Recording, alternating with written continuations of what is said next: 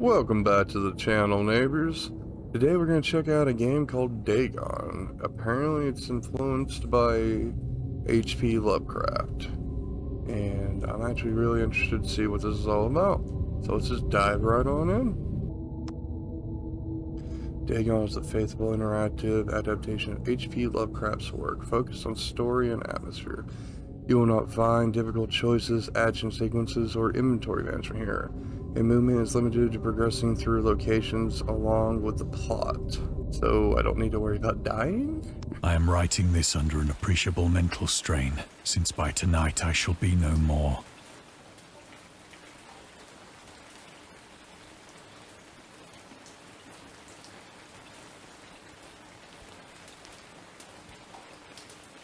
Okay. Penniless, and at the end of my supply of the drug which alone makes life endurable, I can bear the torture no longer, and shall cast myself from this garret window into the squalid street below. Oh dang, that's hard. Do not think from my slavery to morphine that I am a weakling or a degenerate. Okay, buddy. When you have read these hastily scrawled pages, you may guess, though never fully realize, why it is that I must have forgetfulness or death.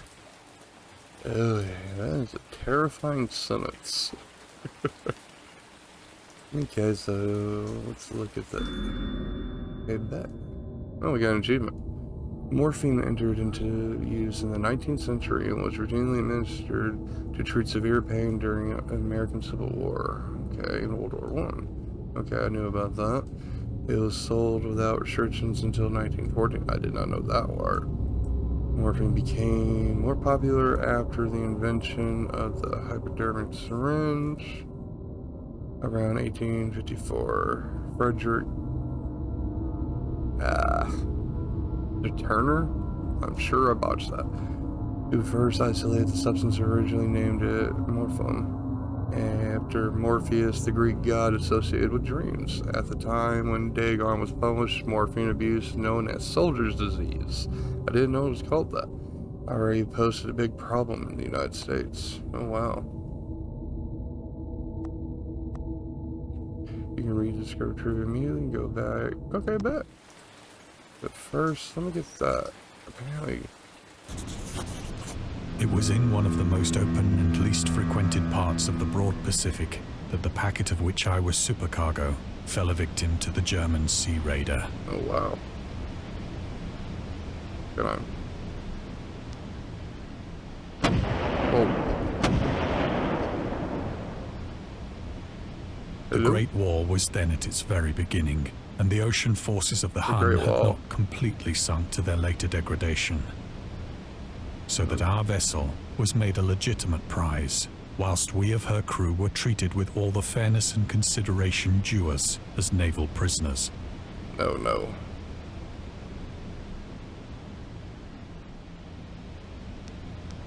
Oh, ooh, something.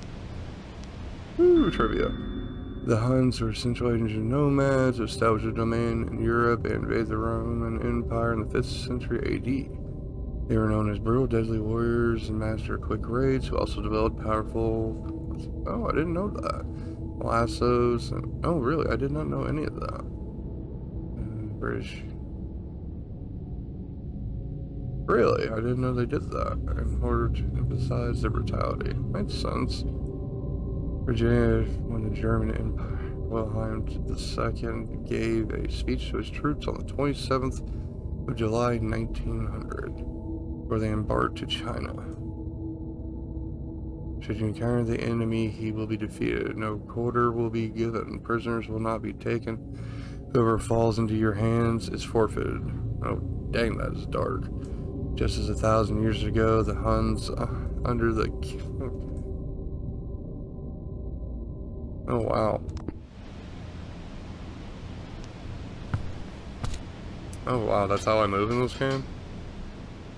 That's... So liberal, indeed, was the discipline of our captors, that 5 days after we were taken, I managed to escape alone, in a small boat, with water and provisions for a good length of time. Well, at least we got away.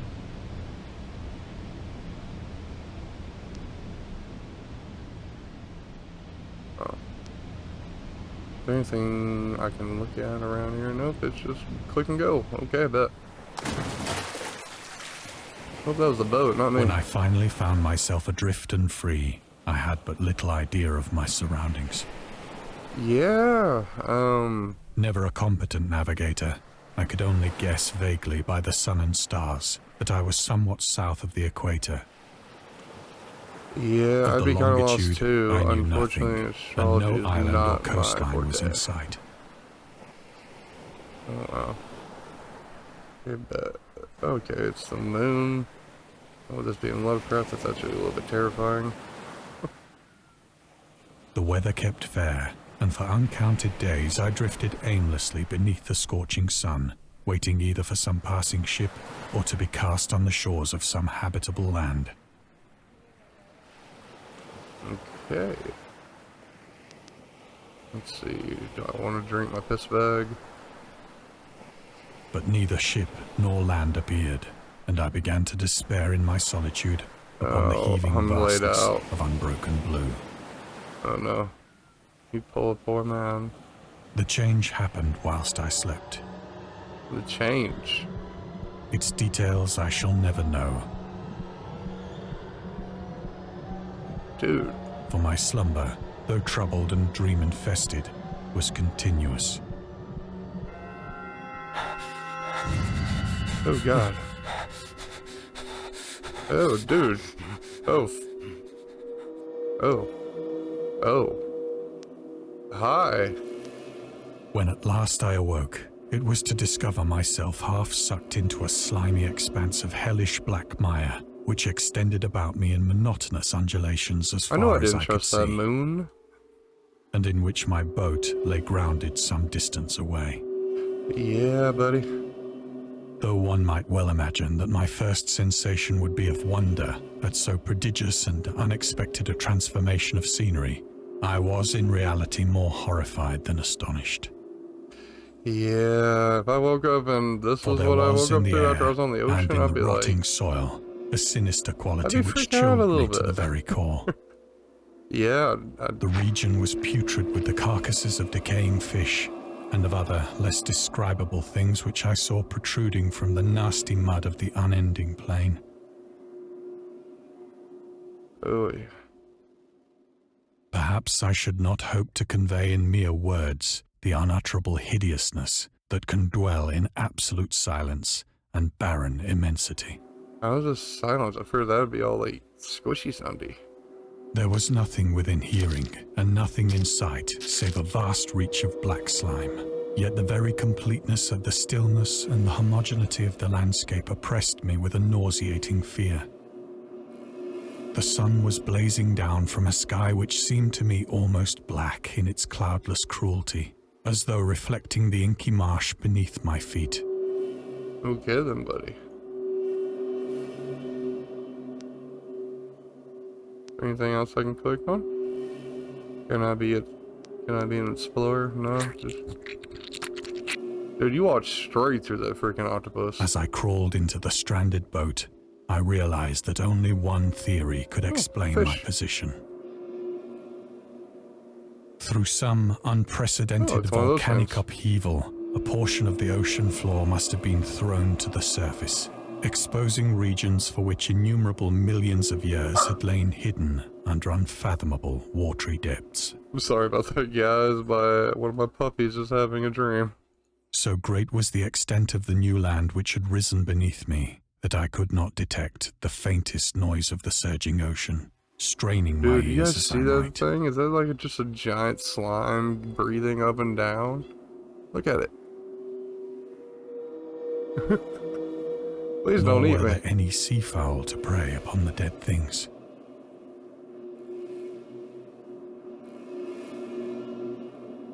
Okay, I got a fish to eat.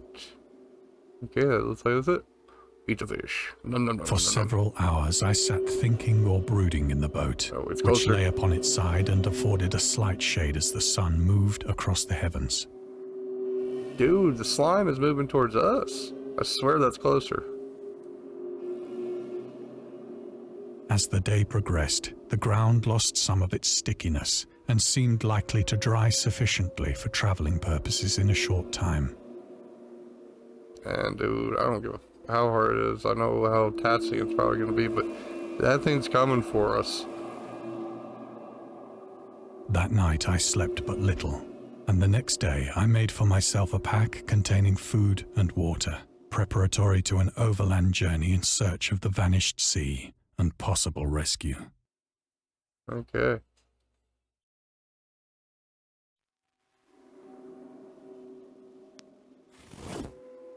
On the third morning, I found the soil dry enough to walk upon with ease.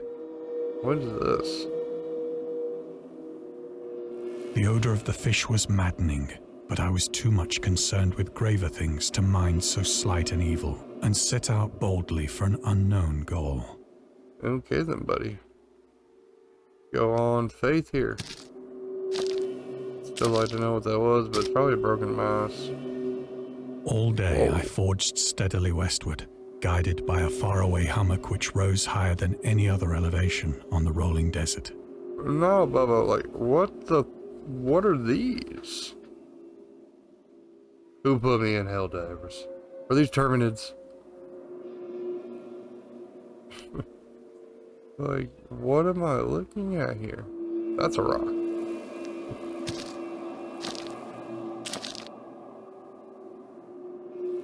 Dude. Oh, poor whale.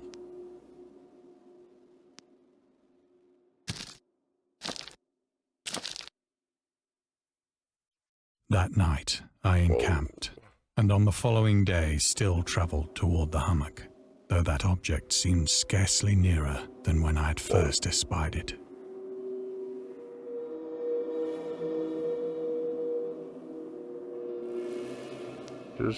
Just gonna have the creepy things near me. Okay, gotcha. I'm fine with this kind of game right now. By the fourth evening, I attained the base of the mound, which turned out to be much higher See than that? it had Look, appeared right there in from the a distance, right on the mound. It's glowy and shiny when I turn. I gotta pay attention to stuff like An that. intervening Okay. valley setting it out in sharper relief from the general surface. Too Nice. weary to ascend, I slept in the shadow of the hill. That sounds like a bad idea. I know not why my dreams were so wild that night, but ere the waning and fantastically gibbous moon had risen far above the eastern plain, I was awake in a cold perspiration, determined to sleep no more. But Such visions as I had experienced were too much for me to endure again, and in the glow of the moon I saw how unwise I had been to travel by day. Without the glare of the parching sun, my Not journey gonna would have cost lie. me less energy. the squishy sound scared me like someone was coming up to eat me. Indeed, I now felt quite able to perform the ascent which had deterred me at sunset. Picking Okay, up you my do. pack, I started for the crest of the eminence. Okay, stand at the back. First off, anything else? No. Bet. I have said that the unbroken monotony of the rolling plain was a source of vague horror to me, but I think my horror was greater when I gained the summit of the mound and looked down the other side into an immeasurable pit or canyon, Nah. whose black recesses the moon had not yet soared high enough to illumine. Oh wow, you're I joking. felt myself on the edge of the world, peering over the rim into a fathomless chaos of eternal night. Through my terror ran curious reminiscences of Paradise Lost, Wow. and of Satan's hideous climb through the unfashioned realms of darkness. As the moon climbed higher in the sky, I began to see that the slopes of the valley were not quite so perpendicular as I had imagined. Okay. Ledges and outcroppings of rock afforded fairly easy footholds for a descent. Okay, I bet. Okay, whoa. Lands disappearing. Whoa. Whilst after a drop of only a few hundred feet, the declivity became very gradual. Okay. Wait, don't just jump down there. You.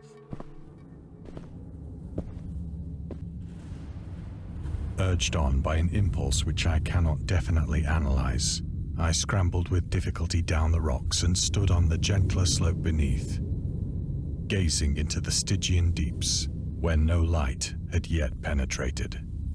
No, I see a building right there. Was that a tower?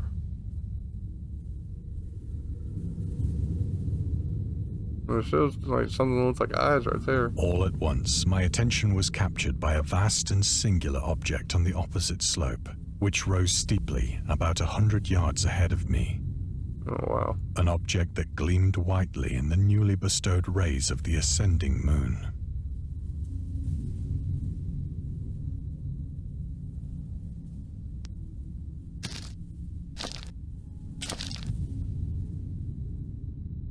That it was merely a gigantic piece of stone, I soon assured myself.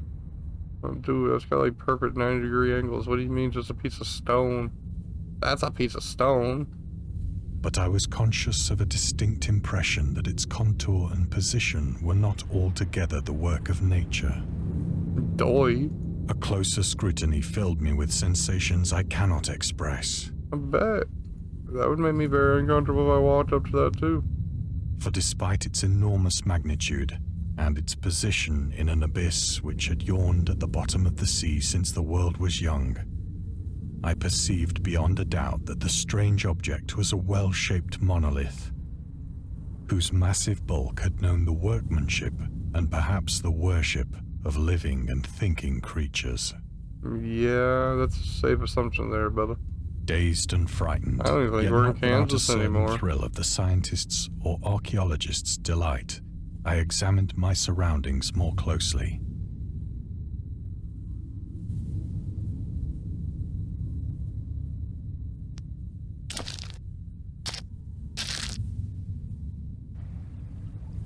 The moon, now near the zenith, shone weirdly and vividly above the towering steeps that hemmed in the chasm. Oh, it's not just silver. Okay. And revealed the fact that a far-flung body of water flowed at the bottom, winding out of sight in both directions and almost lapping my feet as I stood on the slope. Dude, that was more like mercury to me. Across the chasm, the wavelets washed the base of the cyclopean You gotta see that, right? monolith, It's a T-posing skeleton.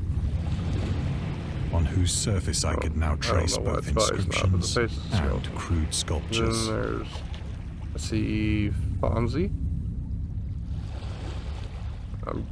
Just some creepy thing. It's probably SCP-96 or something. And that one just looks like a single-eyed Cyclops. And you got some kind of like god up there or something.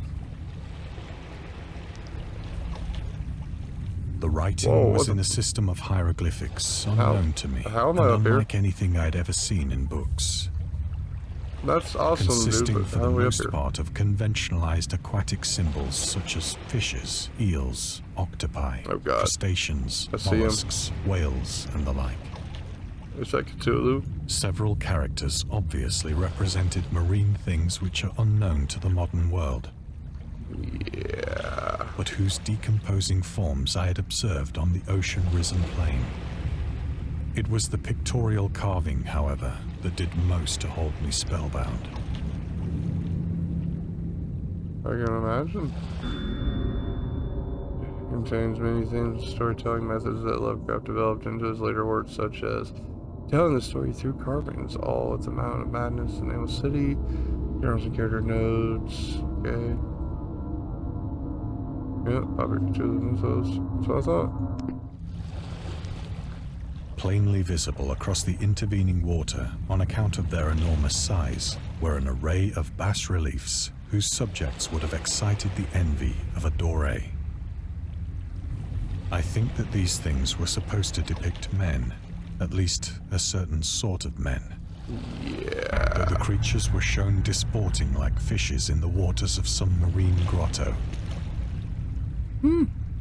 Or paying homage at some monolithic shrine which appeared to be under the waves as well. Of their faces and forms I dare not speak in detail. Heck yeah, we got mermaids and other things that are like mermaids. For the mere remembrance makes me grow faint. And as long as you don't jump scare me with the Grotesque actual beyond the things, imagination I'm of a good. Poe or a Bulwer. That's just a cheap horror game. They were damnably human in general outline, despite webbed hands and feet, shockingly wide and flabby lips. Oh wow. Glassy, bulging eyes, and other features less pleasant to recall. Curiously enough, they seem to have been chiseled badly out of proportion with their scenic background. For one of the creatures was shown in the act of killing a whale, represented as but little larger than himself. Oh. I remarked, as I say, their grotesqueness and strange size, but in a moment decided that they were merely the imaginary gods of some primitive fishing or seafaring tribe. Some tribe whose last descendant had perished eras before the first ancestor of the Piltdown or Neanderthal man was born. Oh wow. Awestruck at this unexpected glimpse into a past beyond the conception of the most daring anthropologist, I stood musing whilst the moon cast queer reflections on the silent channel before me. Then, suddenly, I saw it. With only a slight churning to mark its rise to the surface, the thing slid into view above the dark waters.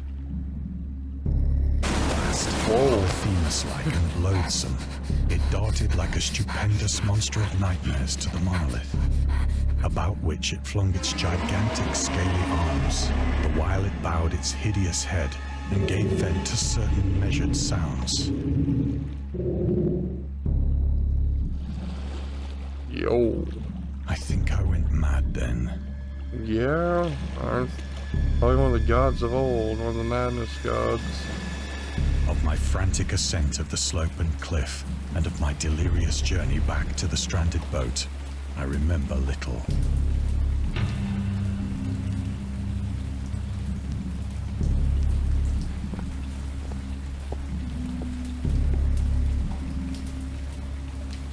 I believe I sang a great deal and laughed oddly when I was unable to sing.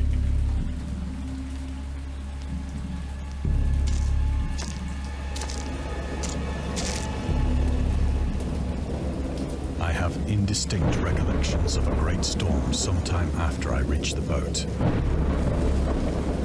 At any rate, I know that I heard pearls of thunder and other tones which nature utters only in her wildest moods. Yo.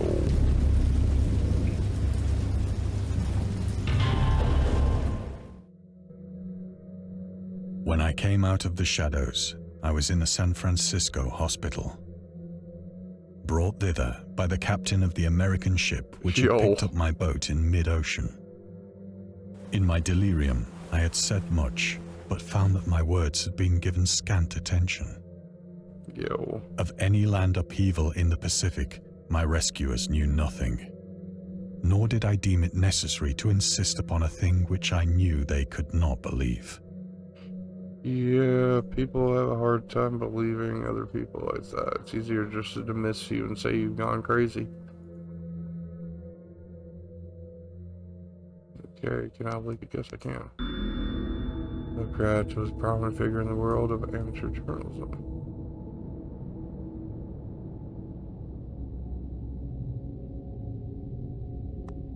Oh, wow.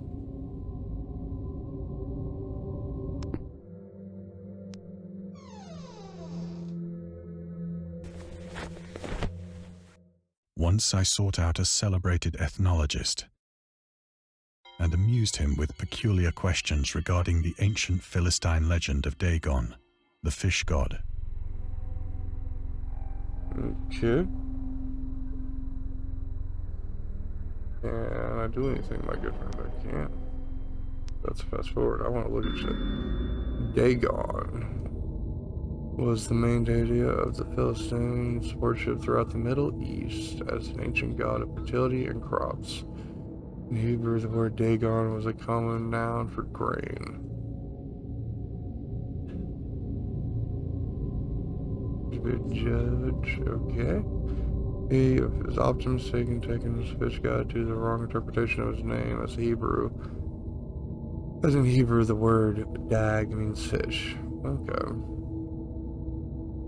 He's an underwater deity ruling over the deep ones. I think that's what that's called here. A humanoid race.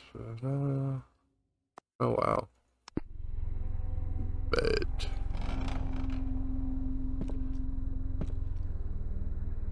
But soon perceiving that he was hopelessly conventional, I did not press my inquiries.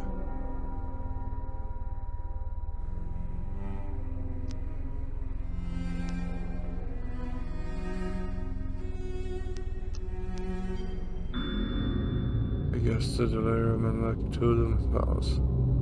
August was American writer of poetry. Also befriended Lovecraft and published many of his works for his company. Okay. Arkham? Really? Arkham? I didn't realize that. Oh well.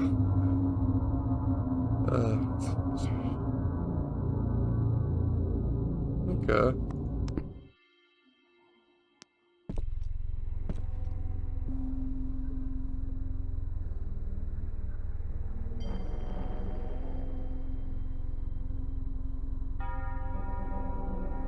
Yo. Y'all heard that, right? It is at night, especially when the moon is gibbous and waning, that I see the thing.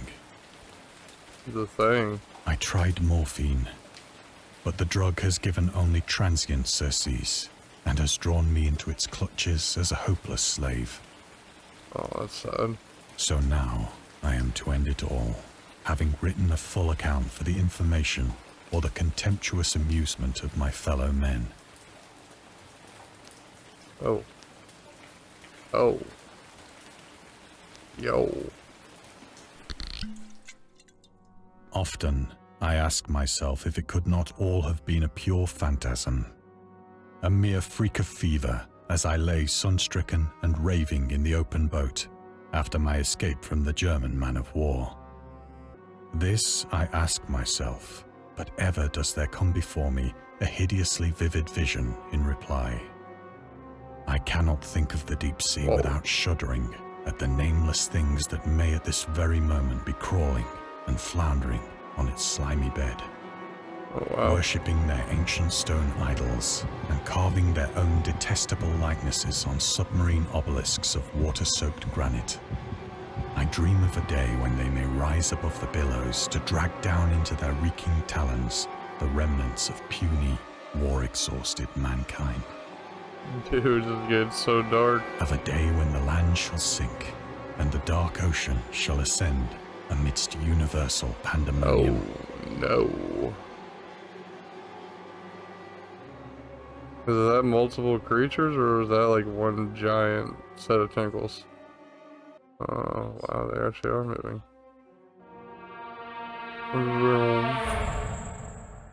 Minecraft powers activated. The end is near.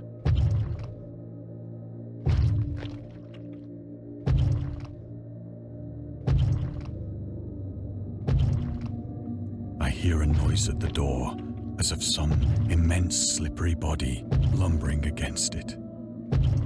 Yo.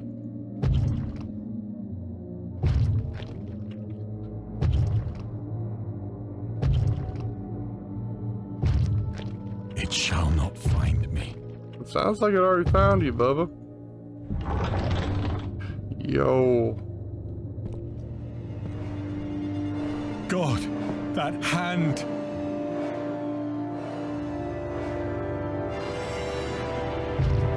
The window! The window!